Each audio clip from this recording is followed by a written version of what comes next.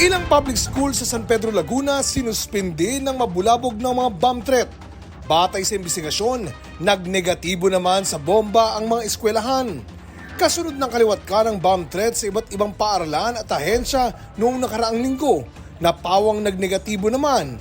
Sinabi ni PNP Chief Police General Benjamin Acorda Jr., tuloy-tuloy ang investigasyon ng PNP sa mga napaulat na bomb threat. Ang problema kasi it's online and paulit-ulit na yan, and we are getting the same dead end, and nagtutulungan tayo sa ibang bansa.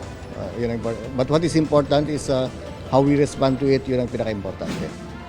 Mga pulis, malayang mag-TikTok sa kanilang pribadong account basta't hindi mapahiya ang kapulisan. Sabi yan ni PNP Chief Benjamin Acorda Jr. kasunod ng sinabi ng AFP na bawal lang gamitin ang app sa mga gadget na nakakonect sa military network dahil sa cybersecurity risk. Ayon pa kay Acorda, pinag-aaralan nila ang security issue na binanggit ng AFP. Mahigit 8 milyong piso ang halaga ng Taclobo na recover sa Balabac, Palawan.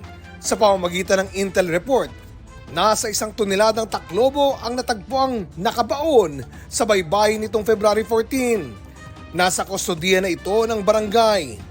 Sa ilalim ng Philippine Fisheries Code, bawal ang pagkuha ng mga Taclobo na nanganganib ng maubos.